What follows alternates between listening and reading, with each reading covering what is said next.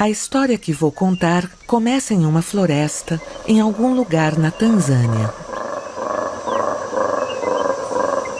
É um lugar onde não há vida humana. É um mundo selvagem. Nestas árvores encontram-se os cólobos. São macacos do velho mundo. Ao alvorecer, ouvimos os cólobos machos rugir. Esse grito marca sua autoridade em um território. Os cólobos vivem em clã, cada um em uma parte da floresta. Essa regra de vida deve ser respeitada. No entanto, o cólobo não é um guerreiro. É um animal habitualmente pacato que protege a família. Quando se vive suspenso entre terra e céu, deve-se ver o mundo de modo diferente. Às vezes penso que eu poderia ter nascido cólobo em uma floresta da Tanzânia e tudo teria sido diferente. Mas, surpreendentemente, eu não nasci macaco, eu nasci homem. E a vida do cólobo mudou. Isso foi há muito tempo.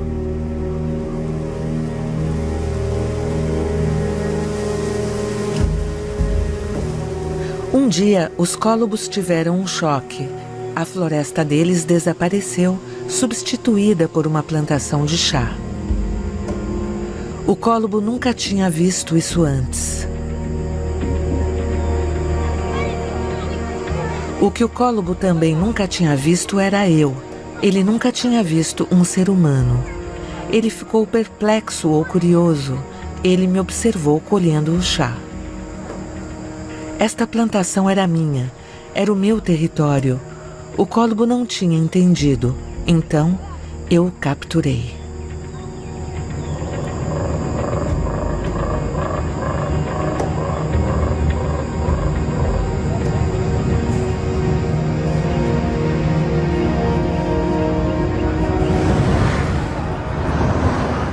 O cólobo foi parar em outro mundo bem longe da sua floresta. Ele conheceu a civilização. Eu encontrei um papel para ele. Ele me diverte. Eu não posso fazer mais nada com ele. Depois do leão ou do elefante, ele talvez se torne também um herói de documentário ou propaganda. Ele foi enxotado de suas terras, mas sua imagem está comigo.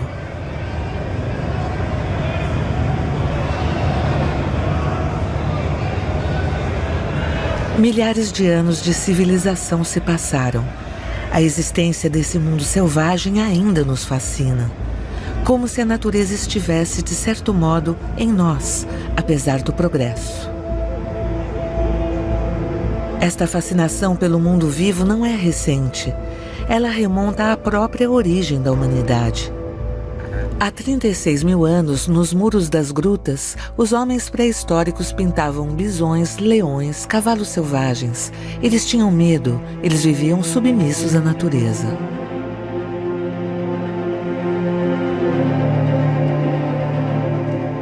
Hoje, os papéis se inverteram. O mundo selvagem está nas mãos dos homens. Com o avanço da civilização, a natureza recuou. Tolera-se a sua existência. Os animais selvagens tornaram-se refugiados na terra. Eles têm sede, fome e medo. Logo não terão mais para onde ir. Desaparecem uns após os outros. São substituídos por um mundo doméstico que alimenta, que serve, um mundo útil aos homens. Em 500 gerações, ou seja, em apenas 10 mil anos, tudo foi domesticado, ou quase. A agricultura mudou a cara do planeta. Agora é a vez da genética e da química. 4 bilhões de anos de evolução moldaram a vida na Terra. Progresso, esgotamento, clima. Em apenas algumas centenas de anos, a espécie humana abalou tudo. Nesse ritmo, como será nosso mundo no futuro? Ainda é tempo de abrir os olhos para o que nos cerca. Esta é a história de uma viagem para nos reconciliarmos com a Terra.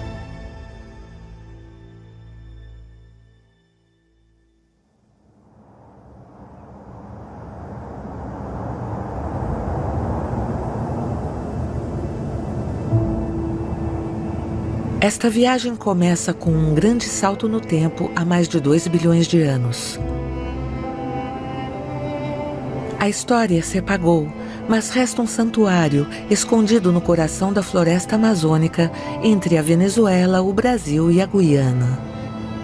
É um tepui, um platô de arenito banhado por chuvas tropicais, uma das mais antigas massas rochosas da Terra. É o Monte Roraima.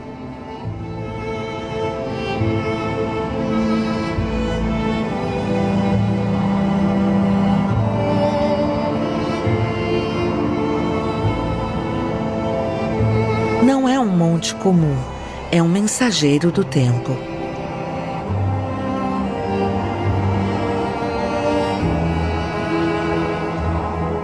A história da vida na Terra está protegida nesta fortaleza natural, protegida das misturas de espécies, da poluição e dos homens.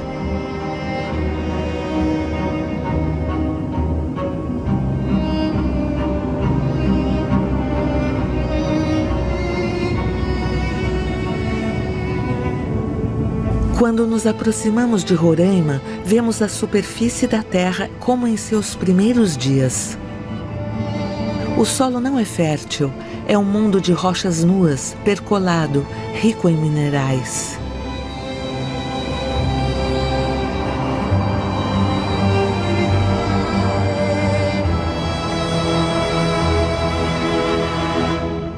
É difícil imaginar o desabrochar da vida em um mundo tão rude. É preciso se aproximar e observar com atenção para entender. Neste planalto, identificamos uma fina película de vida, muito antiga. São os líquens, organismos minúsculos, metade planta, metade fungo. Os líquens são pioneiros, são tenazes, resistentes. Eles podem viver em autarquia, sem raízes no solo, se alimentando apenas do carbono que paira no ar. Com o carbono, o sol e a água, os líquens produzem reservas para a vida toda.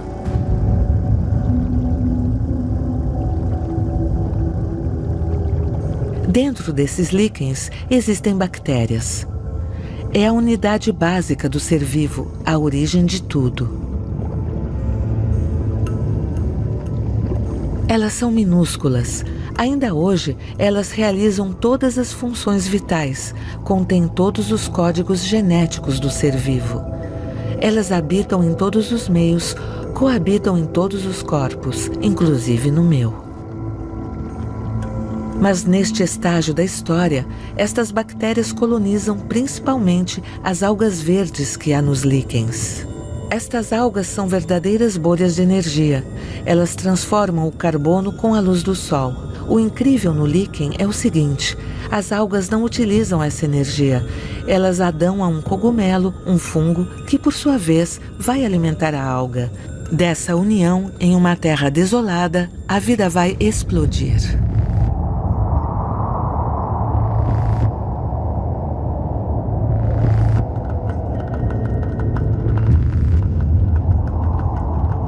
Os cogumelos surgiram muito cedo sobre a Terra.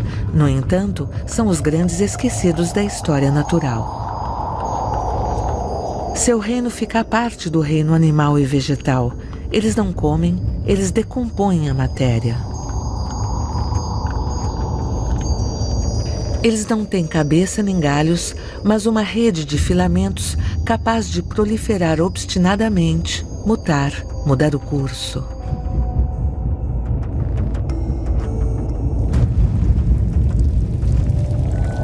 Chamam-se Cladosporium, Penicillium.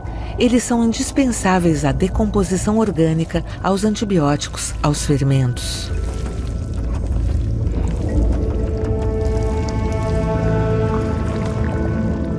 Sua força é a resistência. Com suas reservas, eles resistem às secas, respiram qualquer tipo de gás, vivem quase em qualquer lugar, se agarram a qualquer coisa.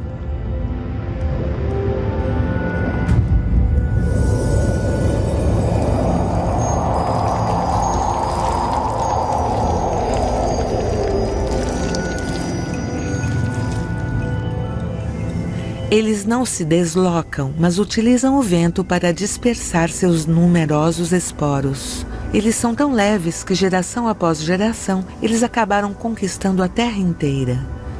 As bactérias, os cogumelos, as algas e os líquens formaram o solo da Terra, o humus, a terra vegetal fértil.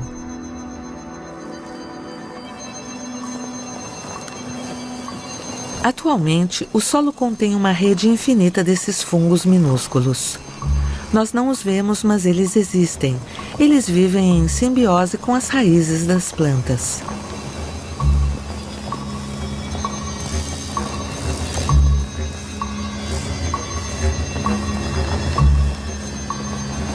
A solidariedade escondida sob a terra deu origem a um reino imenso, o reino vegetal.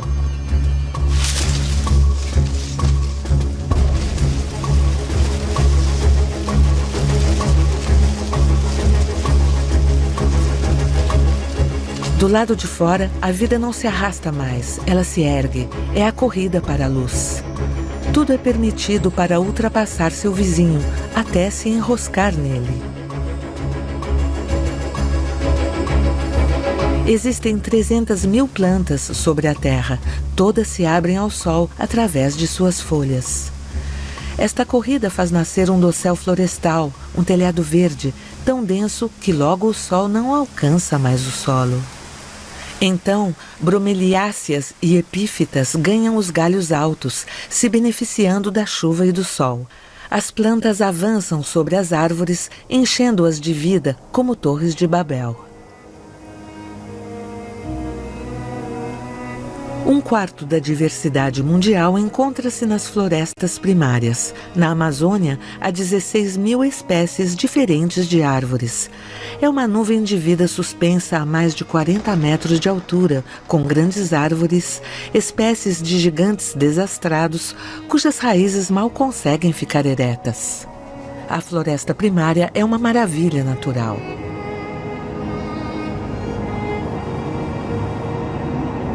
Esse mundo verde devora o carbono do ar e o transforma em troncos e folhas. Em troca, ele produz oxigênio. Esse milagre começou há 350 milhões de anos, no período Carbonífero.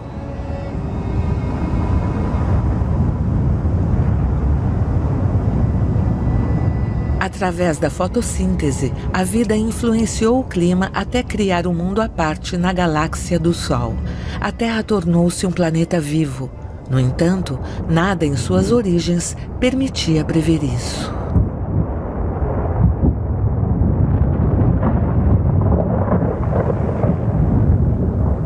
No início, a Terra era sobretudo inóspita, um mundo de brasa e fogo.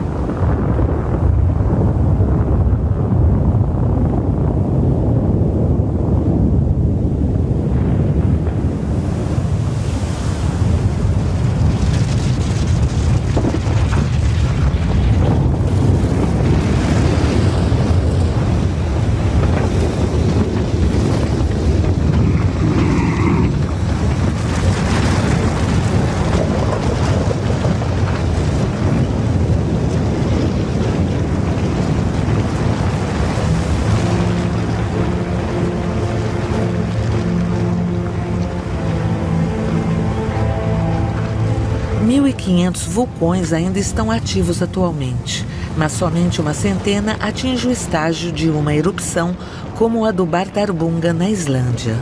É um vulcão vermelho efusivo que deve seu nome à cor das suas lavas que derramam a mais de 1000 graus.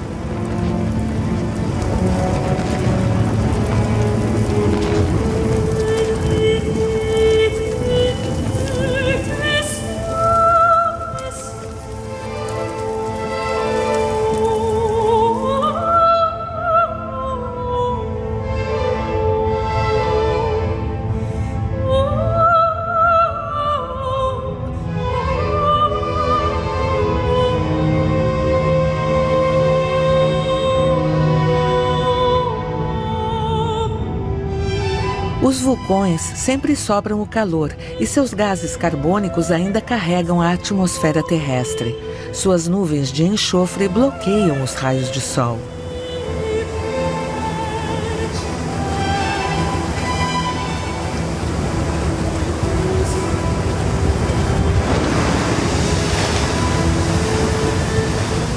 Ao longo dos períodos geológicos, a Terra sofreu terríveis extinções ligadas aos vulcões.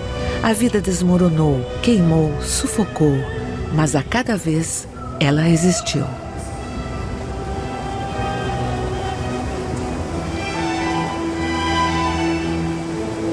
O segredo da vida na Terra é, na verdade, o oceano. Ele é o caldeirão, o fulcro de tudo.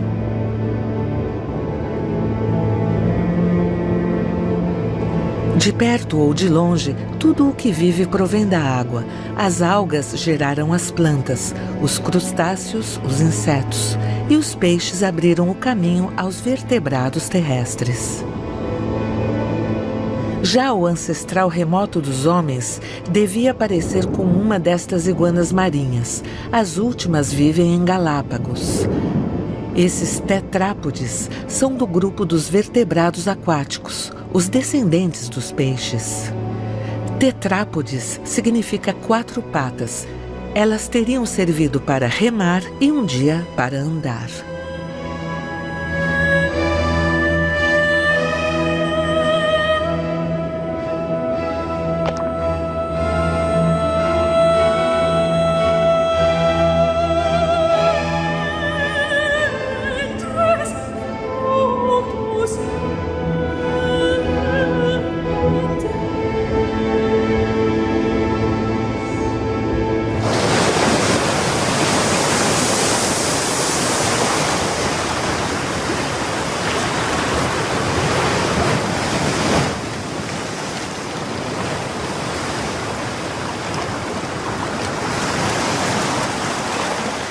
E um dia a fornalha desapareceu.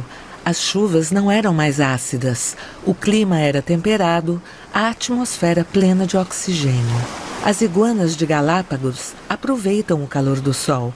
Elas perpetuam o caminho dos animais marinhos que aprenderam a respirar fora da água. A cada geração, seus órgãos evoluíam. Alguns conservaram brânquias e pulmões ao mesmo tempo. Esta mutação anunciava a era seguinte, a conquista das terras.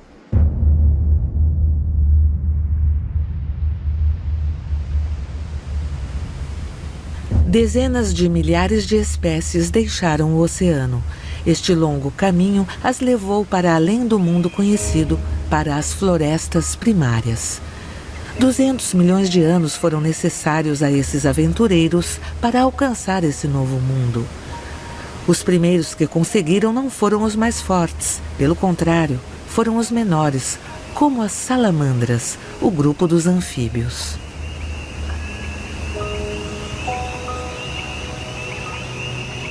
As rãs provêm desta família. Existem 5.500 espécies conhecidas no mundo. Em sua maioria, vivem em ninhos na floresta amazônica.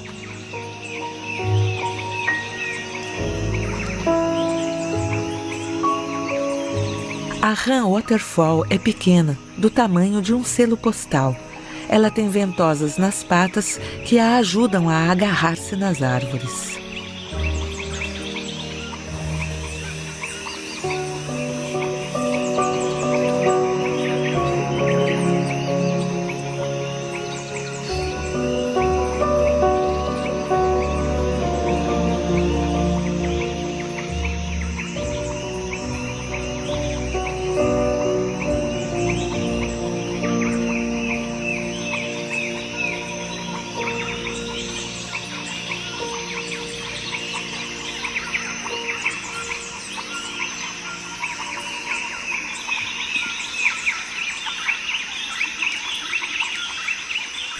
As rãs são frágeis. A sua pele absorve tudo. Ela contém substâncias vitais, venenos e até anestésicos naturais. Elas são herdeiras extraordinárias da evolução das espécies.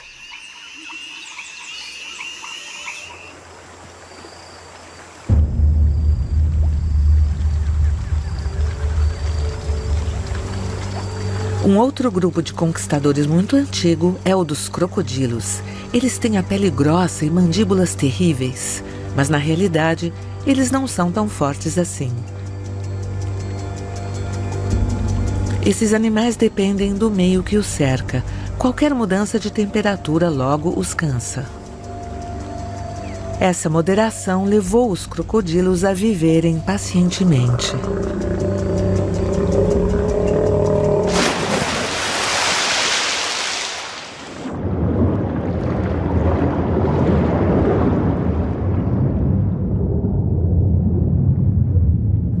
Essa paciência favoreceu a camuflagem e a arte da dissimulação. Ela produziu uma diversidade extraordinária de morfologias.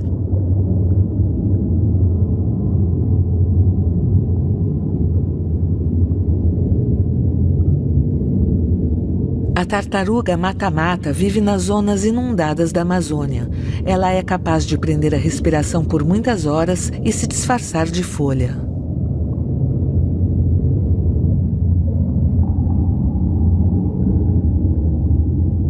A anaconda sabe esperar dias de tocaia até uma presa vir se saciar. Essa cobra imensa dos pântanos fica entre as árvores, pronta para afogar a presa. As cobras sempre fascinaram os seres humanos.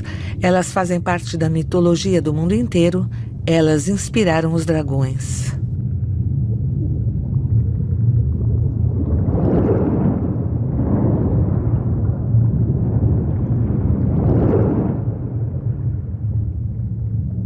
Na Amazônia, esse lodaçal nunca dura muito tempo.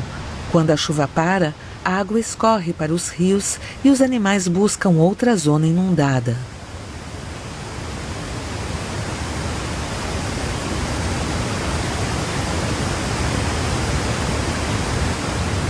Dizem que a floresta atrai a água. Uma chuva torrencial, às vezes até um verdadeiro dilúvio, geram rios imensos. Sem as árvores, as imensas cataratas do Iguaçu, no Brasil, não existiriam.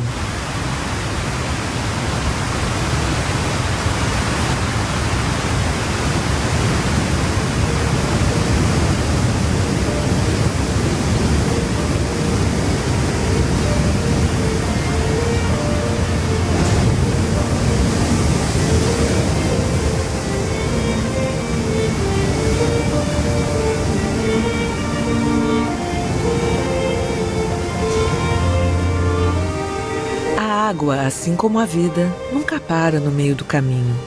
Quantas espécies apareceram, quantas mudaram o rumo do ser vivo? Devemos mergulhar no coração do Iguaçu para descobrir uma maravilha da história da vida.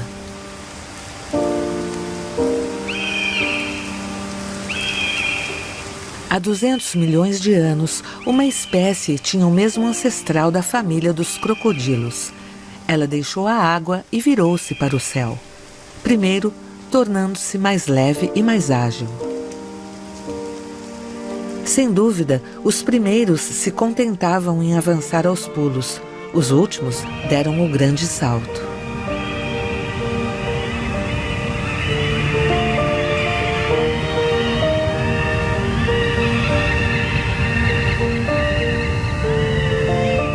Esta é a história dos pássaros. Voar permitia que vivessem em um mundo novo, como os andorinhões velhos que fazem seu ninho no coração das cataratas do Iguaçu para se proteger dos predadores.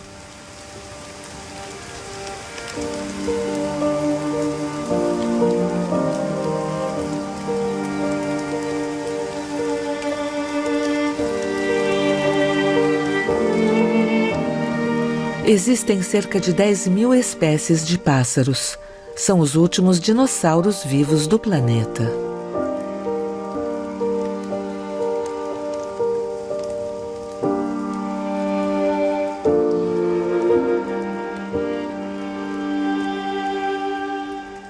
A floresta é a memória de todas as experiências da vida na Terra. É um livro a céu aberto, onde se aprende a voar, rastejar ou nadar. Aprende-se também que, apesar das aparências, o solo das florestas primárias não é rico, mas muitas vezes pobre e ácido. Algumas plantas são, portanto, carnívoras, como a drósera.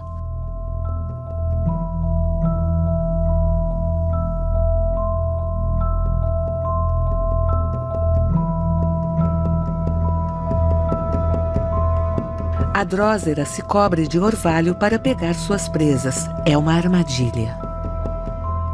Os insetos são atraídos por seu cheiro e até pelo seu aspecto.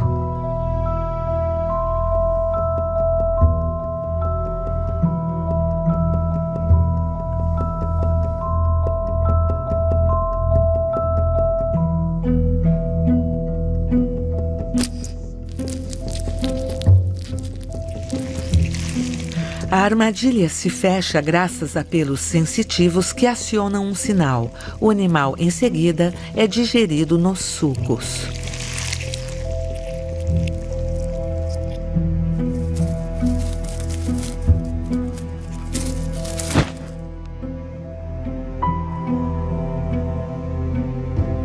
A Vênus papa-mosca leva entre 2 e 3 semanas para digerir uma presa. E um dia, ela lança ao vento um esqueleto vazio e aguarda sua próxima presa.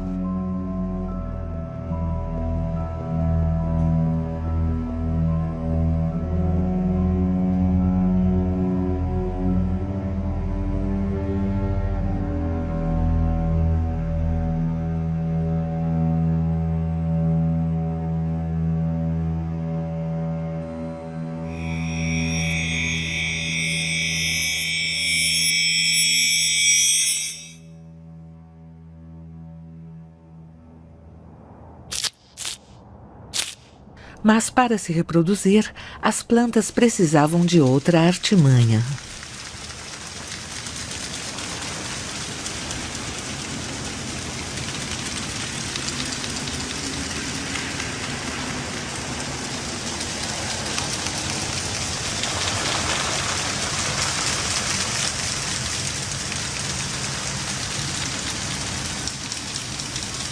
Neste mundo verde, quase monocromático, o olho só se exercitou para ver contrastes. À medida que a visão se aperfeiçoou, uma revolução incrível ocorreu. A revolução das cores.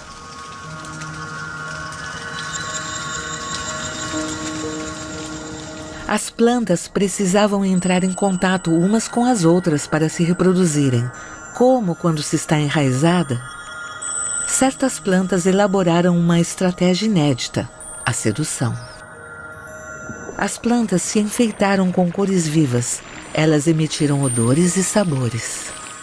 Assim nasceu a flor. As flores tinham como missão atrair aqueles que voavam, rastejavam ou andavam, enfim, manipular os coletores de pólen para usá-los sem que eles soubessem. É a polinização. O inseto, ao coletar o pólen, o transfere da flor macho para a fêmea. E pronto, o ser vivo se beneficia mais uma vez da aliança entre as espécies. Mas mais do que a da borboleta, a mais linda história de amor entre uma planta e um animal é certamente a do beija-flor. Esse pássaro se alimenta exclusivamente do néctar das flores. Seu bico e sua língua são adaptados para vasculhar as pétalas. Existem mais de 300 espécies de beija-flores, cada uma adaptada a uma forma de flor.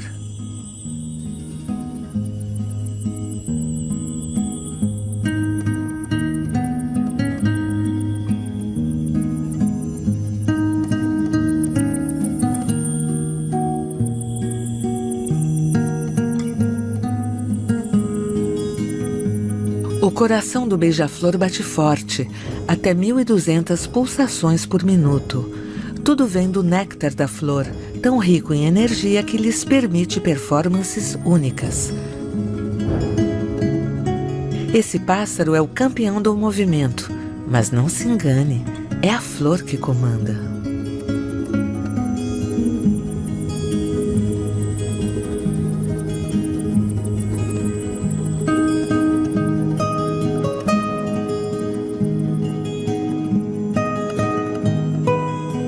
Todo ano, na estação do acasalamento, a sedução invade as florestas da América Central. Nesse jogo, o grande vencedor é o beija-flor mirabilis. Essa espécie é muito rara, ela só vive em zona de montanha tropical. Os machos adultos têm plumas em forma de espátulas e as usam numa dança espetacularmente ágil. A floresta torna-se então palco para um verdadeiro balé de plumas. Uma vez terminada a estação nupcial, o casal deverá ensinar a seus filhotes o famoso código de cores, a chave que permite a eles se alimentar, e o ciclo recomeçará.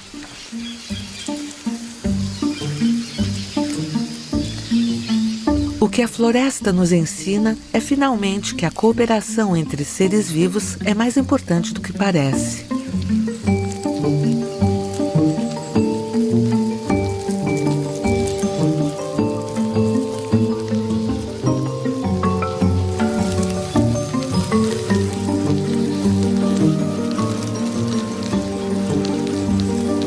As formigas cortadeiras da Amazônia são artrópodes. Elas têm uma particularidade. Elas cultivam um fungo. Elas sabem selecionar as espécies, estaquear, multiplicá-las.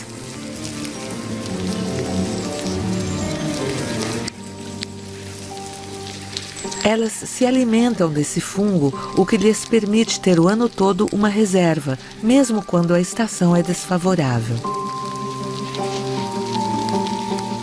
Algumas formigas não fazem nada, enquanto outras trabalham duro, mas esses insetos são de fato a origem da vida em sociedade, onde cada um ocupa uma posição e uma função em um grupo.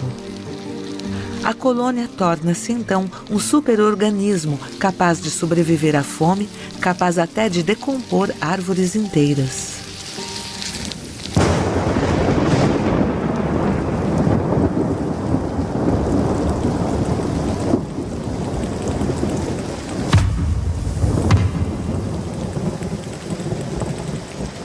O surgimento dessas sociedades de animais foi um momento decisivo.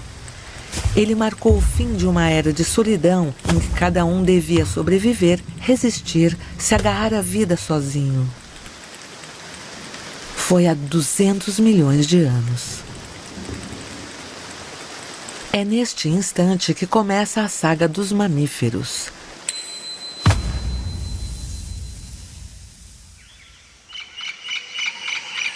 Essa família é a nossa, a dos humanos.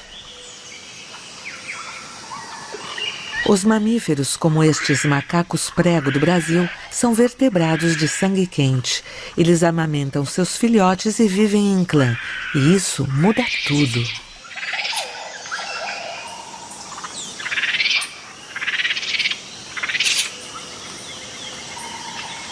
A vida em família oferece muitas perspectivas inesperadas, ajuda mútua e brincadeiras.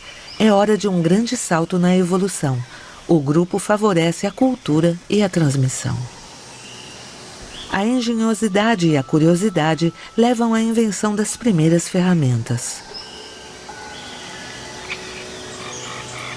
A experiência dos macacos prego é impressionante. É um presságio da etapa que modificará o mundo.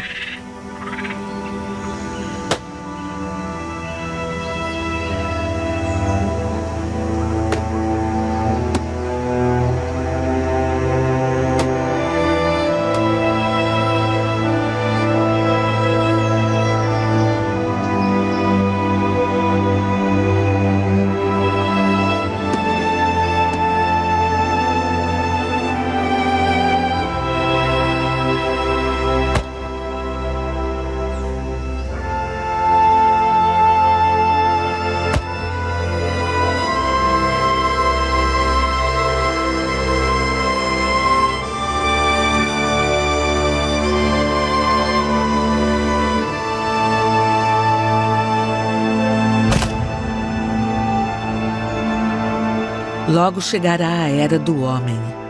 Ele precisará de 2 milhões de anos para se erguer, se organizar. Como o macaco prego, ele também usará a pedra, as ferramentas. Uma nova aventura na Terra se inicia. Deve-se fechar o grande livro da selva e mergulhar no escuro.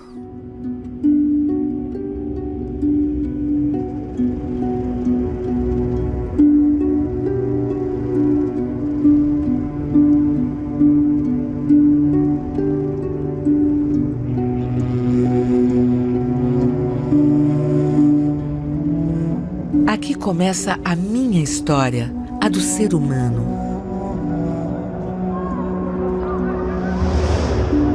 De todas as famílias de hominídeos, só resta uma, a dos Homo sapiens, dos homens sábios que legaram suas pinturas à posteridade. Foi há 36 mil anos, na caverna de Chauvet, na França. O Homo sapiens deve sua sobrevivência a seu espírito. É provavelmente esse poder que o levou a representar o que o cercava. 1000 desenhos e pinturas feitos com óxido de ferro e carvão vegetal, pois o homem domina a técnica do fogo. Identifica-se 14 espécies de animais, dentre elas animais perigosos como os leões, os mamutes, os rinocerontes lanudos, os ursos. O homem não se desenha, ele desenha os outros seres vivos. Ele tem consciência da existência deles.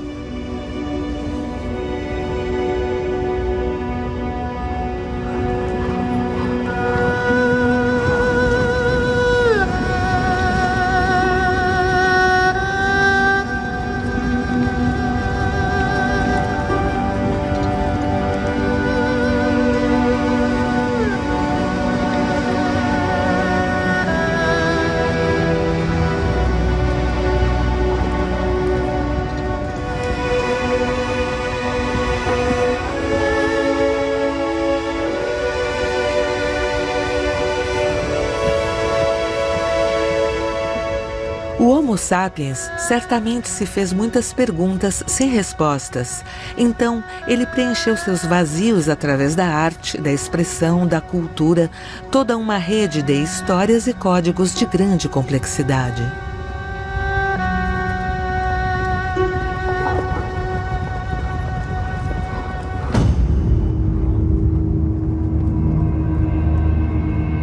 Mais tarde, graças a essa consciência, o homem imaginará a domesticação, a agricultura e a criação.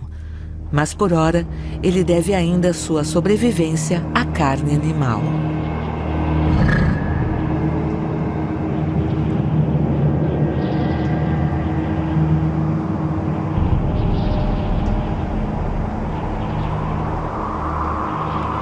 Era preciso se aquecer e se alimentar. O homem precisava de peles para se vestir. Era preciso matar animais bem maiores. E restava um mistério insolúvel, a morte. Essa passagem torturava as mentes dos primeiros homens.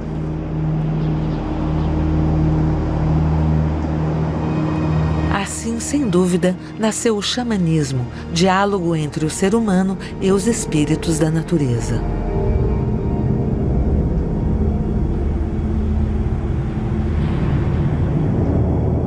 É um acordo com nossa consciência. A caça tornava-se então uma troca.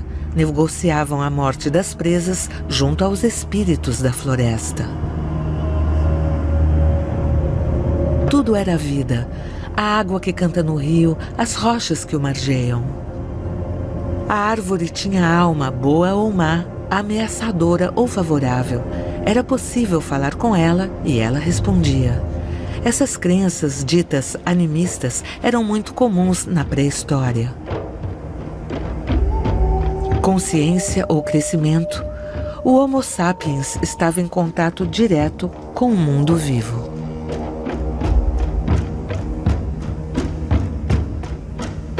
Muito cedo, o homem cooperou com animais para caçar, em particular com o lobo cinzento.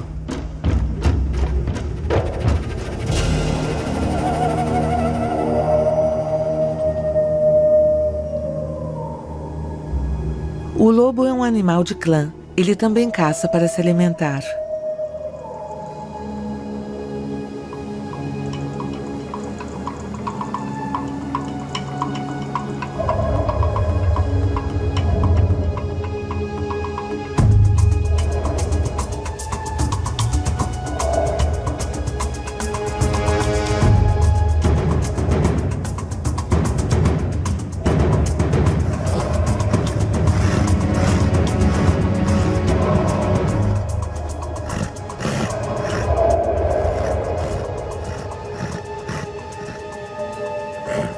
Foi preciso se domesticar mutuamente, aprender a se respeitar.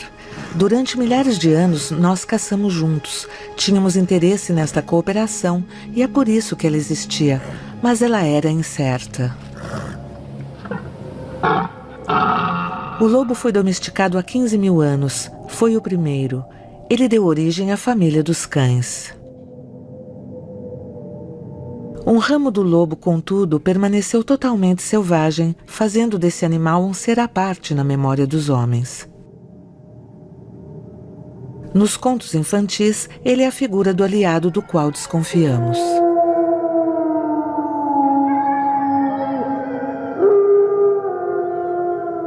E o lobo selvagem tornou-se um inimigo. Um outro animal apareceu para servir ao homem.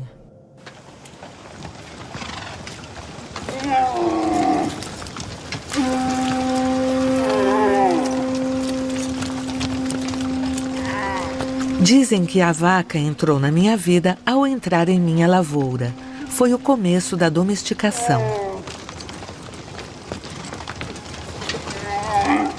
Domesticar significava alimentar, proteger e controlar a reprodução desses animais. Foi difícil, mas foi um sucesso.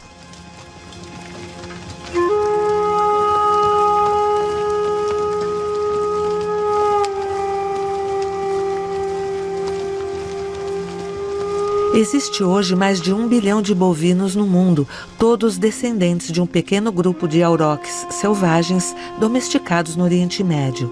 Isso foi há 10 mil anos. As relações entre o homem e o mundo vivo foram perturbadas.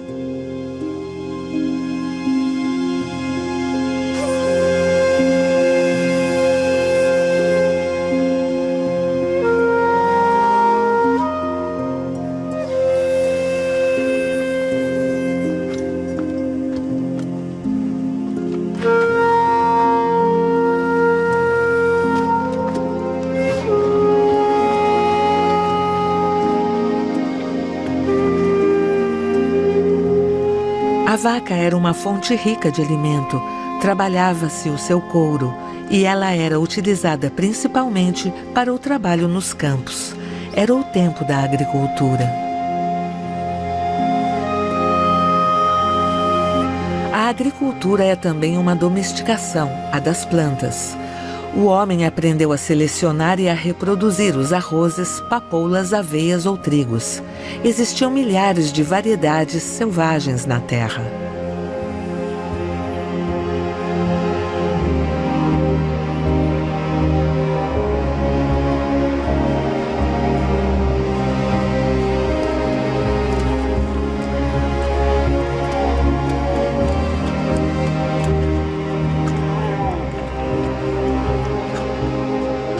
Apesar do progresso técnico, os animais ainda existem. Eles são a força daqueles que têm pouco.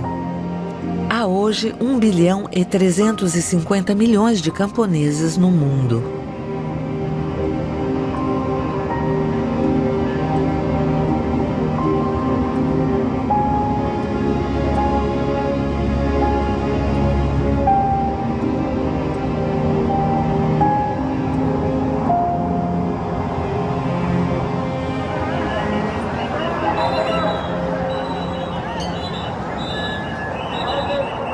O homem era o criador. Ele era o dono também. Os animais domésticos traziam prosperidade. Eles eram o seu orgulho.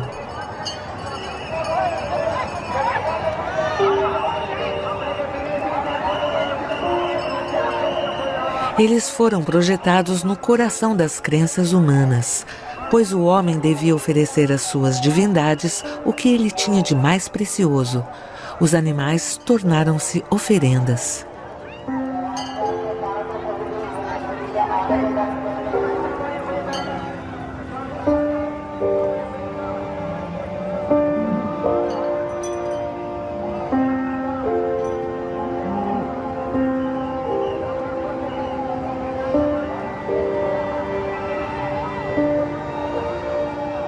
Ainda hoje, sacrifica-se animais às forças divinas.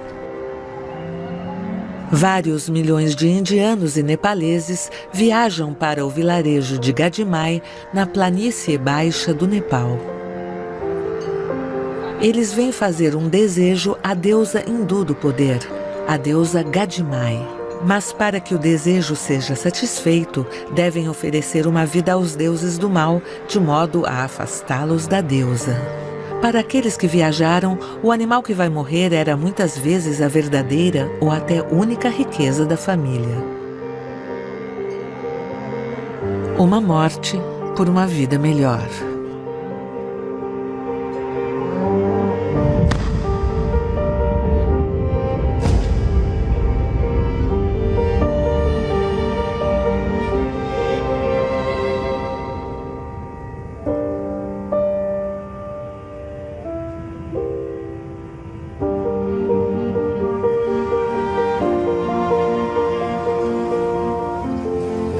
$200.000 animais, búfalos, mas também cabras, foram sacrificados no Festival de Gadimai em 2014.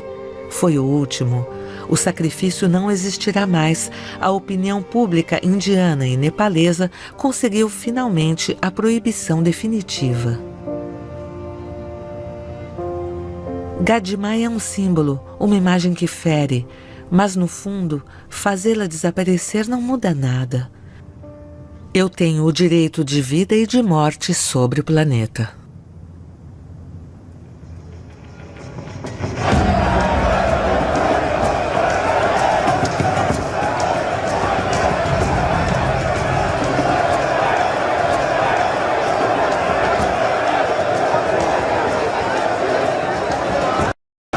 A humanidade é capaz de sacrificar a vida, mas também de celebrá-la. Com a primavera, chega a época das festas que imprimem ritmo aos períodos de escassez e abundância. Na Índia, a cada ano, é o festival Holi em que rezam para a volta da terra fértil.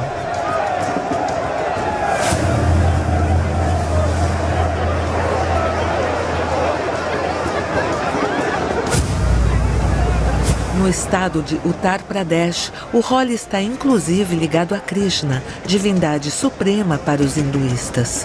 Ricos ou pobres, homens, mulheres, as castas se misturam em noites de lua cheia primaveril para 2 dias de danças e folia. Comemoram o amor da vida. Cada cor tem um significado preciso. O verde para a harmonia, o laranja para o otimismo, o azul para a vitalidade e o vermelho para a alegria e o amor.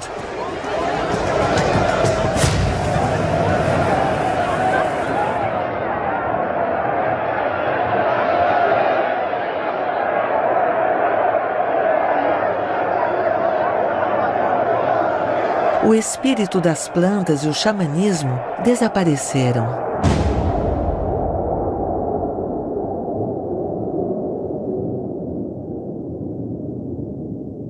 Os deuses mudaram de rosto, mas não de crença. A primavera ainda é um milagre do planeta Terra.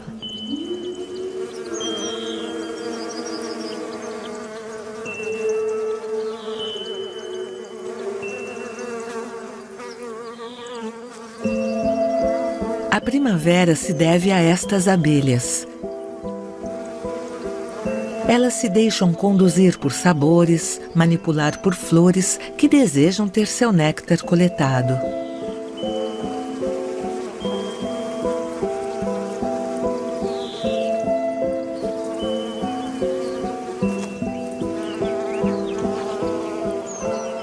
Em uma colônia, as batedoras percorrem o terreno e, quando encontram as flores certas, espalham a novidade para as outras.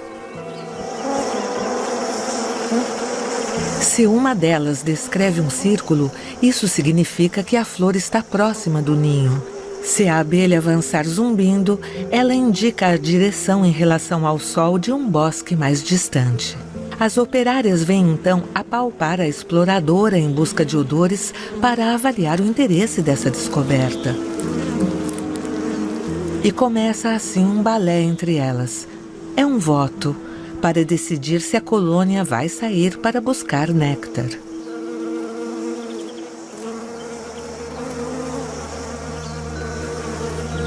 É aí que eu entro. Eu forneço flores para as abelhas, milhões de flores. Em troca, elas polinizam as árvores frutíferas como aqui, as amendoeiras da Califórnia.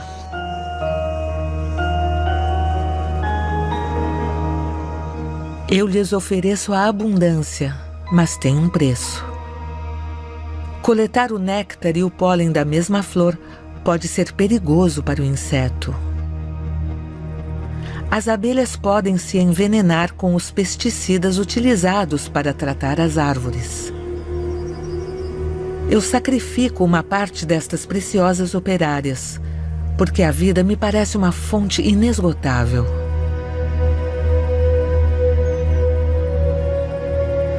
A cada ano, mais de 50 mil colmeias são importadas de todos os Estados Unidos por caminhão. Isso representa cerca de 10 bilhões de abelhas. Elas ficam algumas semanas até polinizarem as árvores. 4 amêndoas em cada 5 vendidas no mundo são oriundas do estado da Califórnia.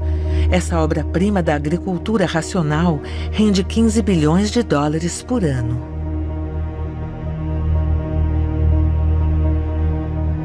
Falta água doce para fazer mais. Os 3/4 de reservas do planeta são engolidos pela agricultura. Quando a água torna-se muito rara, arranca-se até árvores. É mais rápido e lucrativo. A relação com a vida se transforma profundamente. Não há mais misticismo. Ela agora é econômica. Em nome do produtivismo agrícola, pode-se muito. Pôr abaixo montanhas, deslocar rios.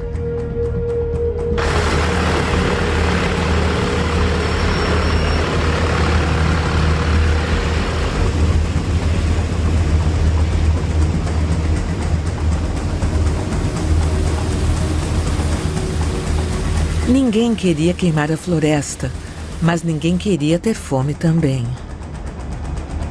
As florestas primárias praticamente desapareceram. 1/3 da superfície mundial foi adaptado para a agricultura.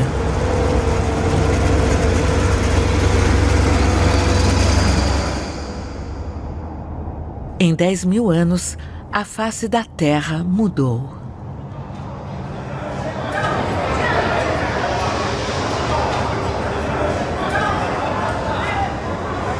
Todos os dias, 400 mil humanos nascem e 160 mil morrem.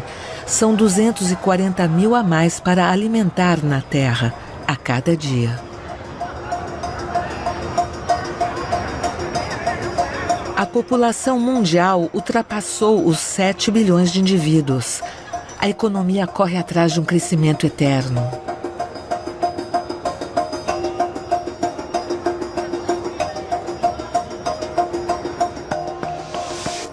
A performance e a inteligência levam a humanidade à frente. Educação, cultura, a sociedade humana é uma concentração de cérebros. Mas, ao mesmo tempo, um abismo vertiginoso se abre entre o homem e o mundo vivo. As cidades dos homens são sempre maiores, sempre mais fantásticas. Elas estão no centro de uma imensa rede para a qual tudo converge. Esse progresso muda também o regime alimentar. Para as sociedades ricas, o arroz, o trigo não bastam mais. A demanda de carne explode.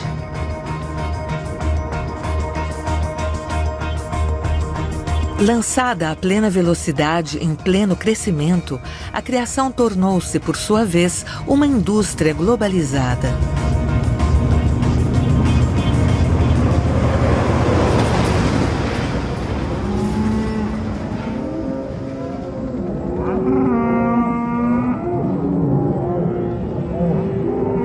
Os 3 maiores exportadores são a Índia, o Brasil e a Austrália. Neste imenso país, lugar não falta. As fazendas atingem 1 milhão de hectares de superfície. Os cowboys utilizam helicóptero para empurrar as vacas.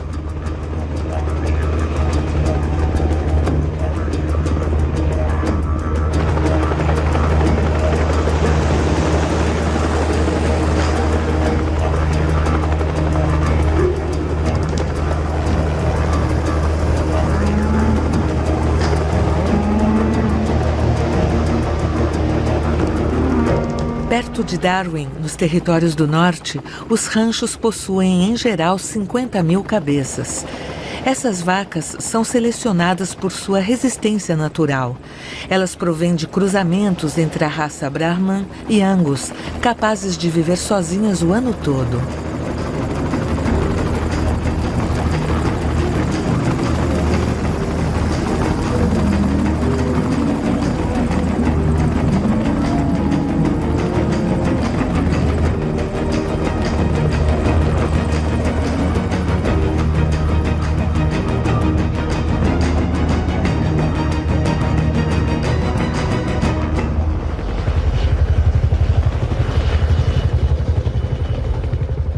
Por toda parte, cercas de arame farpado conduzem os animais até os ranchos. Uma vez por ano, esses imensos rebanhos são reunidos, marcados e vistoriados antes de serem exportados para os mercados da Ásia e Europa.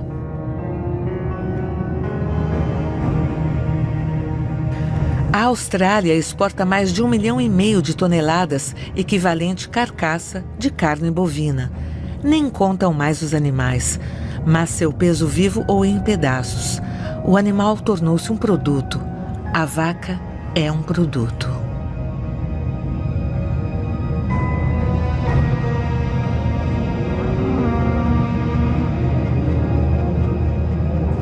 Os Estados Unidos foram os pioneiros desta mercantilização da vida. Desta vez, dada a obrigação do lucro, não é mais uma questão de vida em liberdade ou criação familiar. O sistema baseia-se em parques de engorda que podem conter até 100 mil cabeças, uma alimentação sem capim, à base de milho e hormônios de crescimento. Os animais se alimentam até de farinhas animais, fabricadas a partir de carcaças de animais moídos. Esse coquetel de proteínas força o crescimento dos bovinos. Isso chama-se criação intensiva. Esses animais são alimentados sob vigilância científica, mas no fundo são engordados para produzir mais carne, mais rápido, mais barato, para haver lucro. Então, eu fecho os olhos. A vaca e a cabra também se tornaram máquinas para sintetizar matérias-primas. De um lado, injeta-se água e rações. Do outro lado, saem 700 milhões de toneladas de leite por ano. O animal sofre, mas é preciso produzir mais e o mercado compra por mais barato. A automatização reduz os custos de mão de obra. Ela afasta ainda mais o homem dos animais. Eu quero comer carne, mas prefiro não ver que é preciso matar o animal. Então, eu fecho os olhos.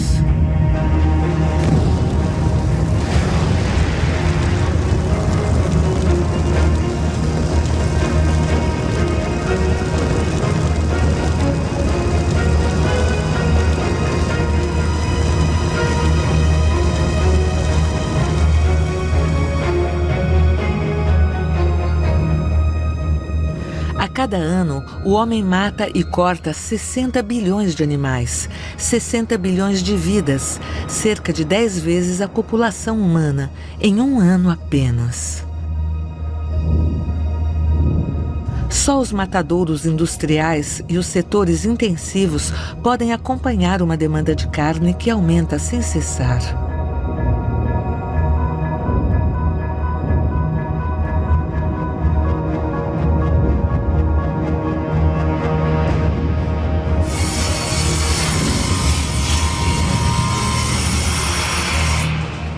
O trabalho da morte é otimizado, é um açougue monumental. O trabalho em série foi inventado nos matadouros no final do século XIX. Eficiente, racional, as fábricas de automóveis fizeram o mesmo. A indústria alimentar só responde a uma demanda absurda: produzir sempre mais para vender sempre mais barato. O abate é um trabalho penoso, então não se pensa muito nisso. O gesto de cada trabalhador é cortado da sequência que poderia lhe dar um significado. Não se mata mais, aperta-se um botão. Não se corta um leitão, ele é separado em peças. E no final, não comemos mais animais. Comemos escalopes, bifes, pedaços, peças anônimas. Como se nenhuma vida tivesse existido.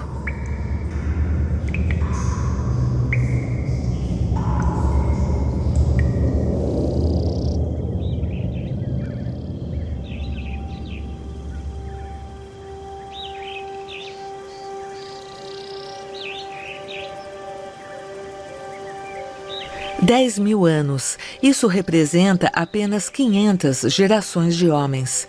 10 mil anos bastaram para que a floresta desaparecesse e a savana retrocedesse. As espécies selvagens foram rechaçadas para as regiões mais remotas do globo. Em certos casos, os conflitos entre animais e humanos se multiplicaram. Foi preciso criar reservas naturais. O Botsuana abriga um dos maiores parques do mundo, o delta do rio Cubango. É um território onde os homens são mais raros que os animais. A vida é diferente ali.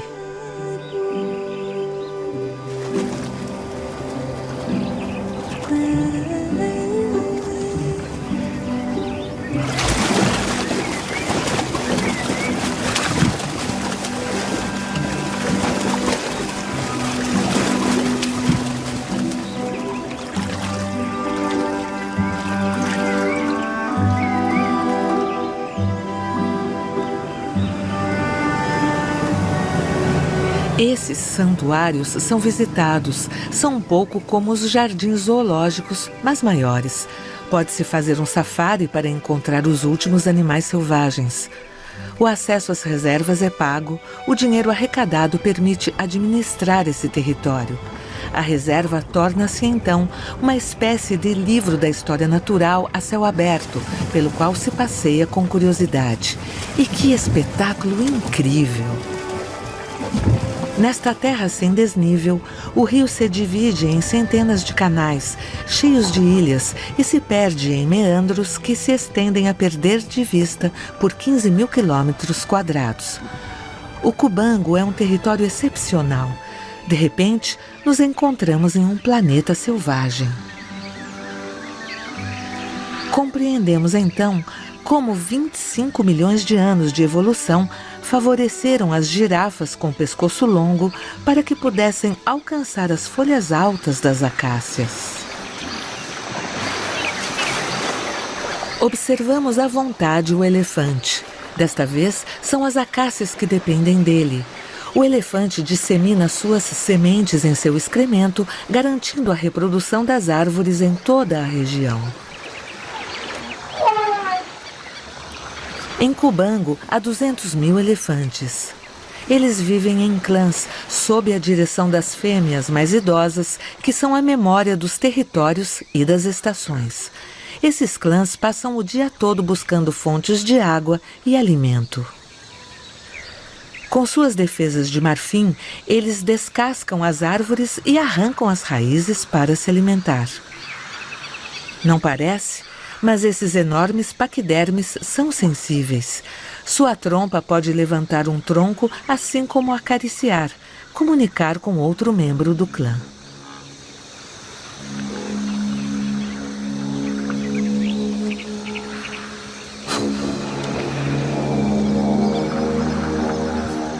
Observar esses animais selvagens é cativante, mas essas distrações são seres vivos. Sacralizar a natureza não resolve muita coisa. É uma medida de precaução para não precipitar o fim de um mundo que ainda me fascina.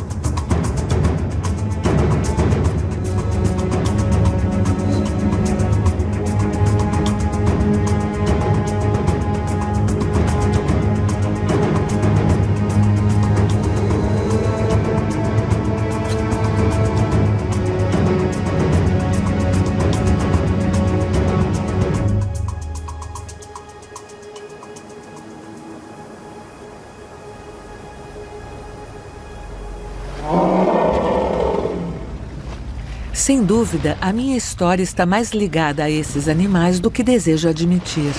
Ela desperta uma memória, um fio invisível que liga minha existência a todos os outros seres vivos.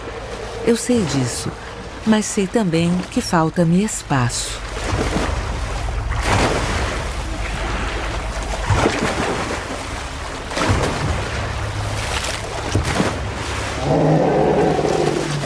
$200.000 elefantes, isso representa a metade de todos os elefantes da África. Eles são numerosos demais para o território de Cubango apenas, mas esse delta é tudo o que lhes resta. Portanto, esses animais devem aprender a viver como refugiados.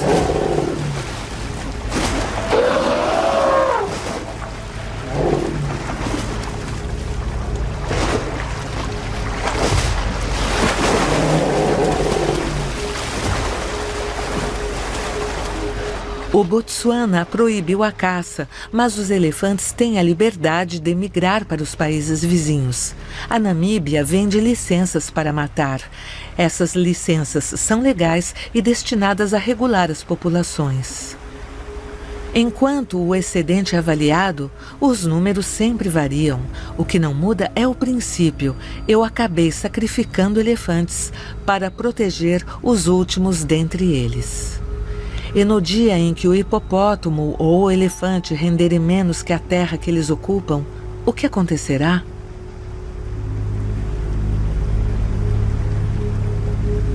O delta do Cubango não é uma terra deserdada. É um delta exuberante graças à água do rio. Esta mesma água ameaça hoje a reserva. A Angola e a Namíbia, a montante do rio, precisam dela para irrigar um vasto projeto de cultura de arroz. Se o projeto for levado a cabo, esse delta pode virar um deserto. E ao mesmo tempo, como não entender as populações que precisam de água para suas culturas? Pode-se escolher entre proteger elefantes e alimentar os homens?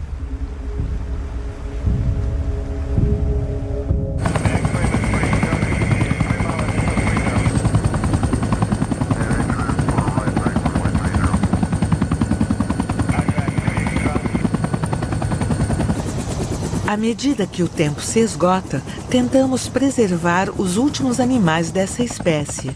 As reservas da África do Sul são o último refúgio dos rinocerontes do planeta. Certas reservas são pequenas demais para acolhê-los ou fecham, então é preciso transferir os animais para novos centros de acolhimento. Um poderoso sedativo imobiliza os músculos do rinoceronte. Deve-se cobrir seus olhos, obstruir seus ouvidos. Esse gigante poderia morrer de um ataque cardíaco se desse conta que ele vai voar.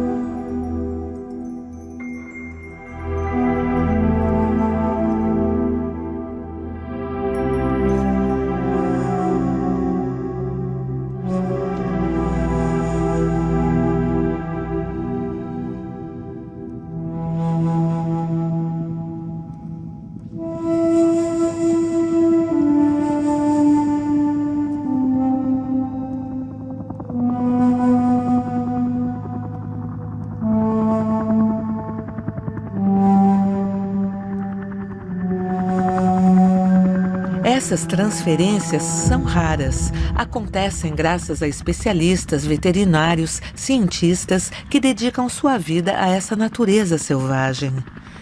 Eu me prometi ter êxito, mas meus esforços são irrisórios. Eu luto contra o que eu mesmo criei. Com uma mão eu salvo, Com a outra, eu massacro. O elefante é dizimado por suas defesas, o rinoceronte por seu chifre. Esses grandes animais veteranos da história da vida são alvos fáceis para caçadores clandestinos, equipados com armas automáticas, veículos off-road e rádios. Restam apenas 20 mil rinocerontes no mundo, a maioria está na África. A espécie é protegida.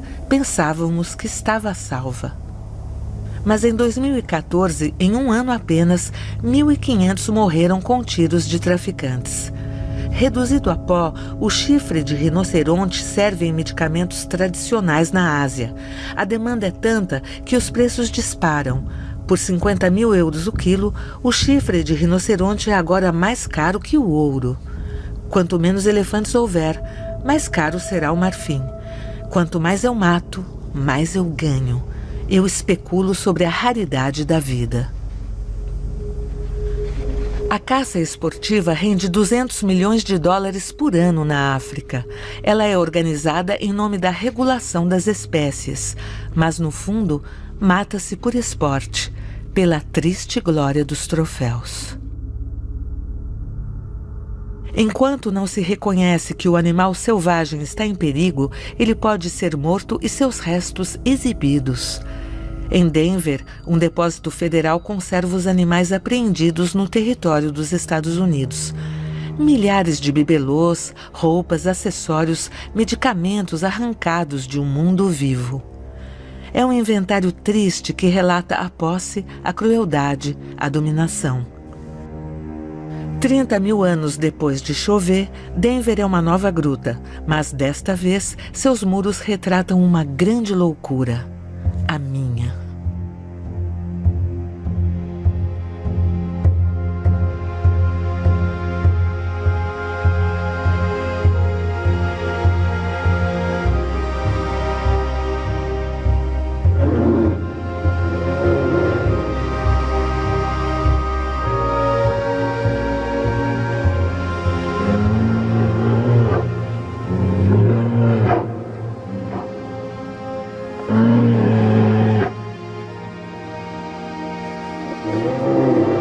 Nenhuma região é poupada. Até no norte, na região ártica, a vida está por um fio. É o reino do urso branco, o maior carnívoro terrestre.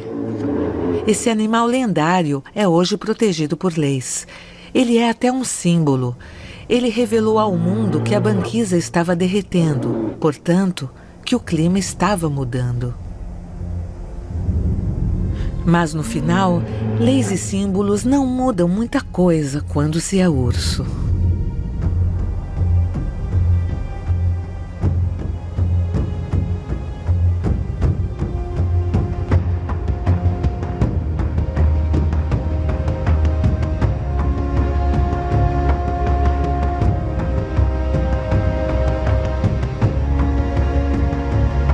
Leis e símbolos também não protegem a vida dos homens.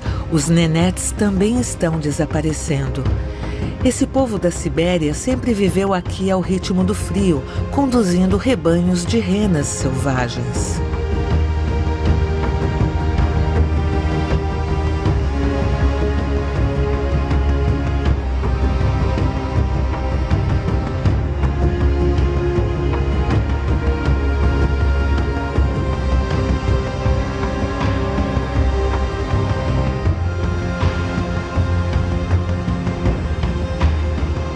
A natureza é para eles como uma linguagem. Cada detalhe conta, cada orientação das árvores, mudança de líquens, de neve. Cada ano, eles migram para o norte no verão e para o sul no inverno, percorrendo a península de Yamal, a terra de seus ancestrais.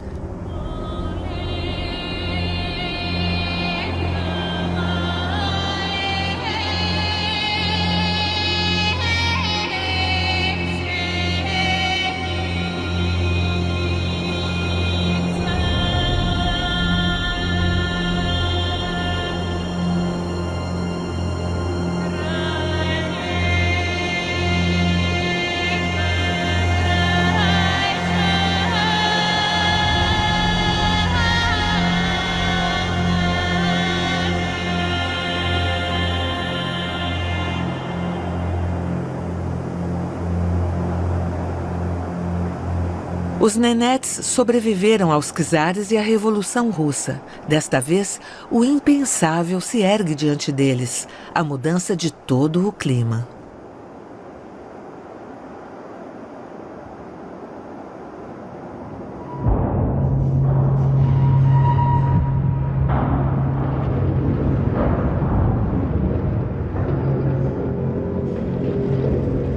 Os Nenetes veem seu reino derreter ano após ano, e o pior é a civilização industrial que os alcança.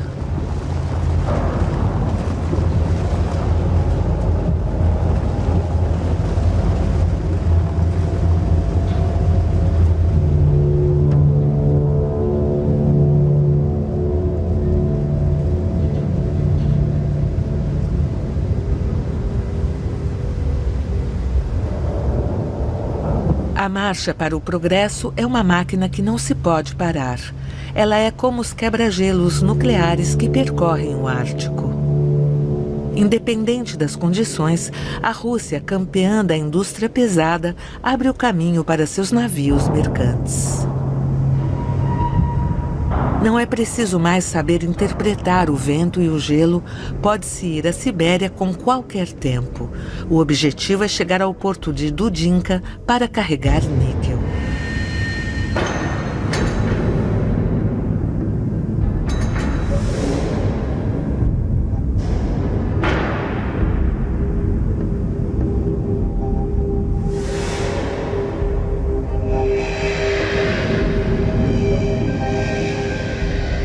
Esse mineral é raro na Terra.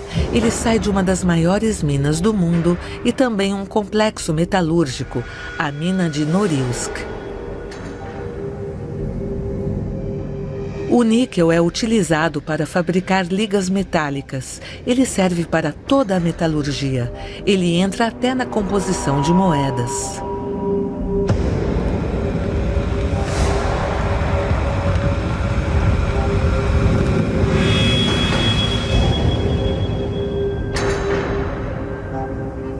O local fica para além do círculo polar. Ele fica mergulhado no escuro 4 meses por ano. Apesar do frio, até menos 50 graus, 170 mil habitantes vivem todo o ano nessa cidade de concreto, maltratada pelo gelo e degelo. Viver aqui é uma proeza, mas vive-se de verdade, joga-se hóquei no gelo, dança-se. No auge do inverno, é preciso ficar enclausurado. De todo modo, ninguém vem a Norilsk passar férias. Vem-se aqui para trabalhar para uma mina. Norilsk é apenas uma peça de uma imensa engrenagem. É a máquina que impulsiona a humanidade em uma corrida louca, mas grandiosa também. Ainda que envenene todo o planeta. Aqui de manhã não é mais para o sol que olham, mas para a direção das fumaças para saber qual bairro será tóxico. A cada ano, o local injeta na atmosfera 2 milhões de toneladas de gases, essencialmente carbono e enxofre. Esses rejeitos, como os de milhares de usinas no mundo, darão a volta ao mundo através de ventos e correntes. 50 mil moléculas sintéticas foram fabricadas em um século. Elas não existiam antes do homem. Hoje, essa química invade toda a Terra.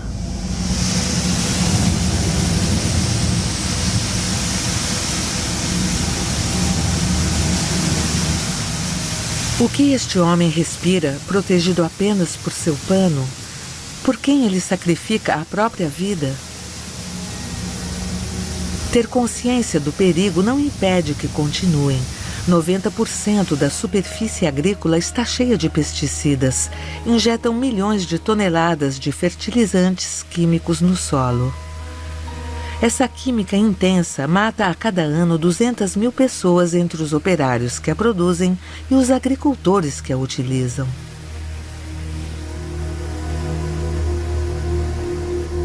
Os poluentes estão em toda parte. Nos tecidos vivos das plantas e animais, e agora nos dos humanos. Eles chegam ao topo da cadeia alimentar.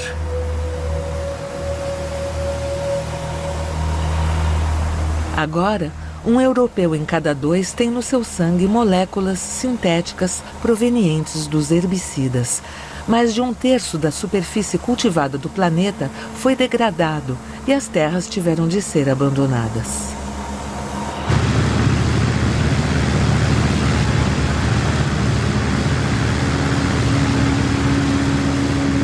Essa química, originalmente, não objetivava ameaçar o homem nem destruir a vida. Pelo contrário, ela buscava melhorá-la. Mas falta distanciamento para distinguir o progresso do perigo.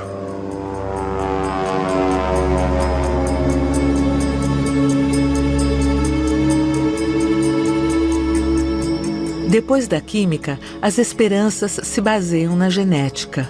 O sonho está aí, ao nosso alcance. Fazer crescer plantas por toda parte, talvez até extinguir a fome no mundo, graças aos organismos geneticamente modificados. Com os OGMs, não domesticamos mais as espécies, entramos em suas funções vitais para modificá-las. O algodão foi então corrigido para poder difundir seu próprio inseticida.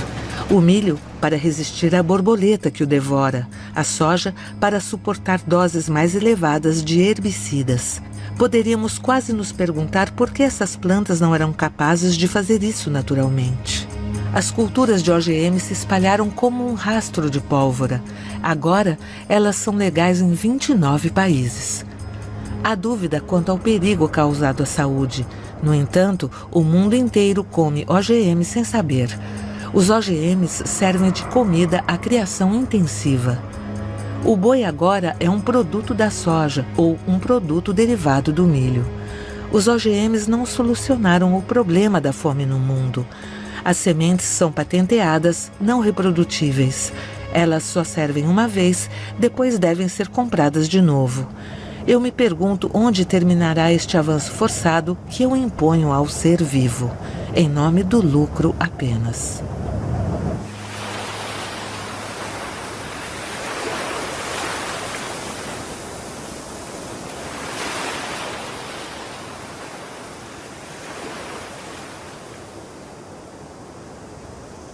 Quando eu olho para Bangladesh, eu constato que o caos não está tão longe. Nestas planícies alimentadas pelo Ganges e o Brahmaputra, cultiva-se ainda manualmente, segundo métodos seculares. As rendas são baixas, as colheitas aleatórias, devem se inclinar aos caprichos do rio, se adaptar às marés e à monção.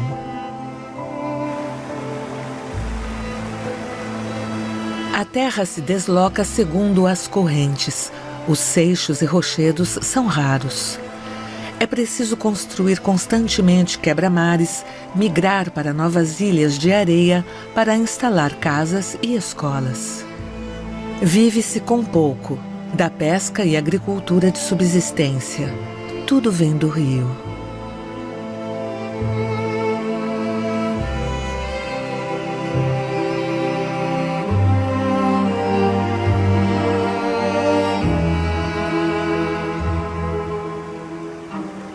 Bangladesh tem 160 milhões de habitantes, 160 milhões de pessoas totalmente dependentes da agricultura, portanto, do clima.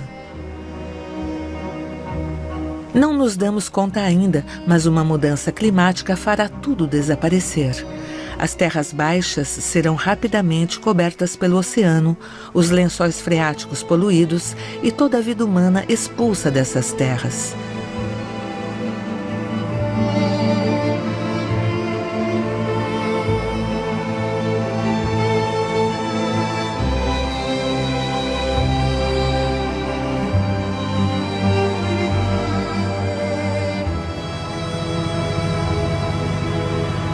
Tudo o que foi construído aqui é efêmero. Dhaka, a capital do país, tem uma das maiores densidades do mundo, mais de 40 mil habitantes por quilômetro quadrado. Construída rente à água, ela está ameaçada, exposta a qualquer mudança climática.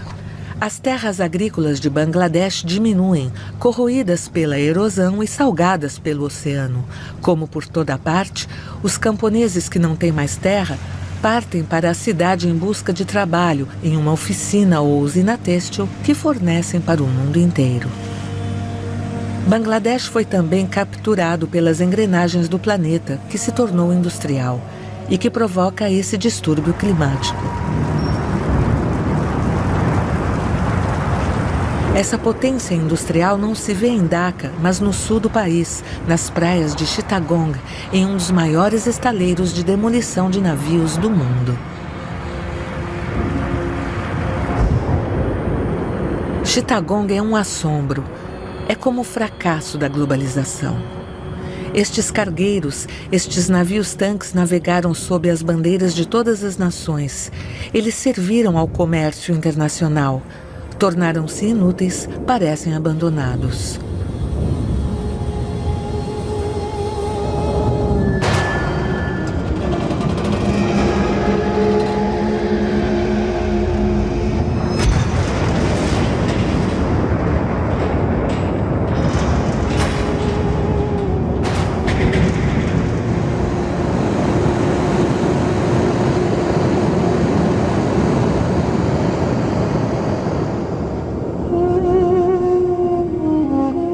Estas obras monumentais, símbolos da potência industrial, são desmanteladas sem nenhuma proteção manual, ou quase. Milhares de toneladas de aço que devem desaparecer pelo menor custo possível, antes que o clima leve estas praias e seus habitantes.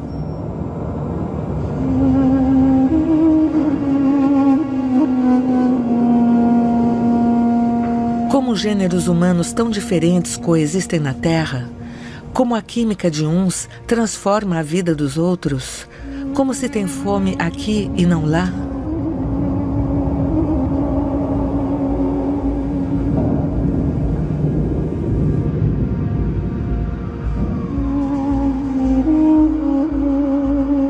Dez 10.000 quilômetros separam Chittagong de Manhattan, mas sem dúvida um cargueiro encalhado lá foi fretado aqui por um escritório de armadores.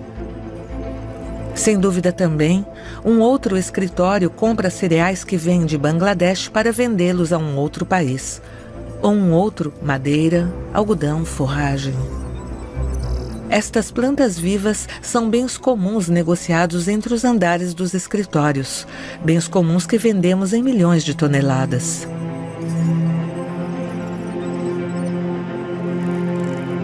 Em um outro edifício, pratica-se talvez o comércio da terra agrícola, cedido por milhões de hectares com seus líquens, suas raízes e todos os seres vivos invisíveis.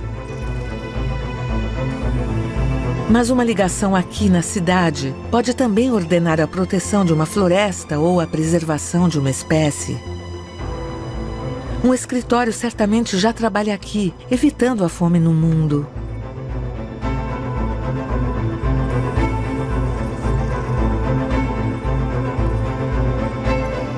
Prever, organizar, faz parte também das sociedades humanas. Do entendimento entre pessoas pode surgir soluções para o futuro. Mas não há tempo, não podemos mais demorar.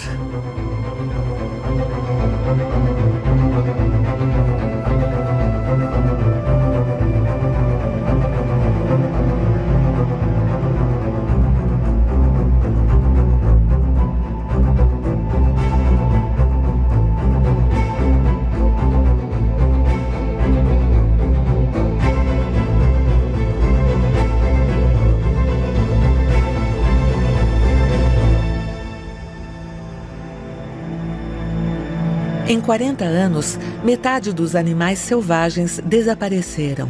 Estima-se que 60.000 espécies de plantas não existirão mais daqui até 2050.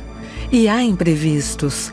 Como podemos proteger os últimos antílopes saigas quando metade da espécie se extingue em menos de um mês após um calor extremo?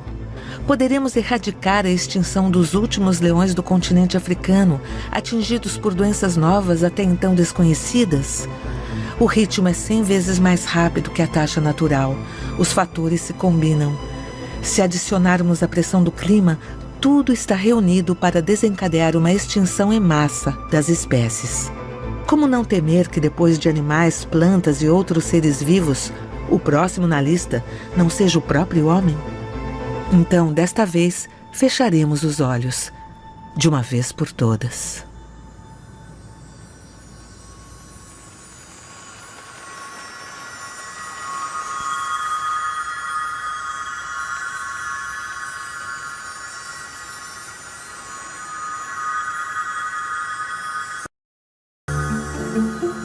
Às vezes, os estorninhos se reúnem em imensos grupos e voam em formação.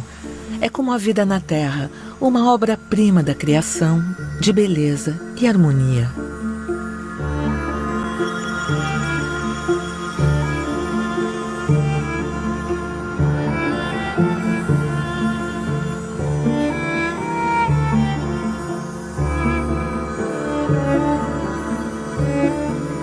Desde que o homem existe, a história do ser vivo foi moldada pela sua consciência. Considerar novamente a vida que nos cerca, voltar a ter atenção, respeito pelo outro ser vivo, ainda pode mudar muitas coisas.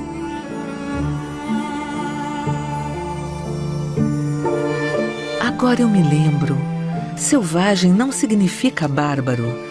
O selvagem não se opõe à civilização. Selvagem significa simplesmente aquele que mora na floresta. Defender o selvagem, defender a floresta, é um pouco como defender minha história, meu planeta, minha casa interior. Quanto mais observo este mundo selvagem, mais eu compreendo. É o ponto de referência que falta no meu caminho. Sozinho, lutando contra a minha civilização, eu consegui vencer a fome. Eu protegi os meus. Mas esta corrida é minha perdição hoje. Então, se eu reaprender a viver em harmonia com essa vida selvagem agora, eu voltarei a ser humano, para mim, para os meus, e assim protegerei minha própria espécie. Este amor pelo ser vivo está de certo modo cravado em mim. É ele que ainda fala à minha alma de criança. É ele que aperta meu coração quando sinto o vazio da morte. Então, deixem-me abrir os olhos para o mundo e olhá-lo com respeito. All around me are familiar faces, worn out places, worn out faces, bright and early for the daily races, going nowhere, going nowhere. The tears are filling up their glasses, no expression, no expression. Hide my head, I wanna drown my sorrow. No tomorrow, no tomorrow. And I find it kind of funny, I find it kind of sad. The dreams in which I'm dying are the best I ever had. I find it hard to tell you, I find it hard to take when people run in circles. It's a very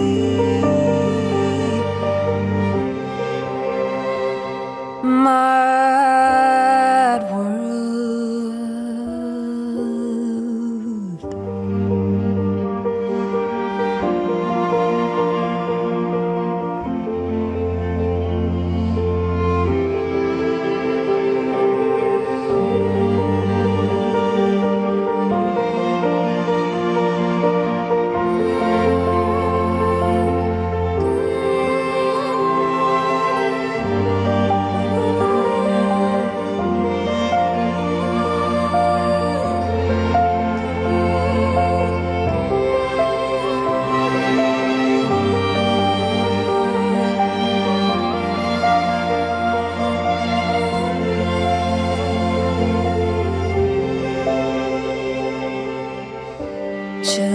waiting for the day they feel good. Happy birthday, happy birthday. And to feel the way that every child should sit and listen, sit and listen. Went to school and I was very nervous. No one knew me, no one knew me. Hello teacher, tell me what is my lesson. And she looked right through me, looked right through me. And I find it kind of funny, I find it kind of sad. The dreams in which I'm dying are the best I ever had. I find it hard to tell you, I find it hard to take. When people run in circles, it's a very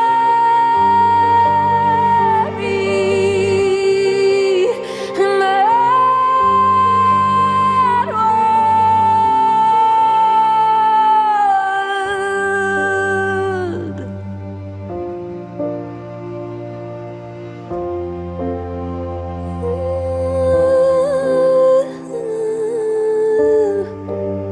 It's a very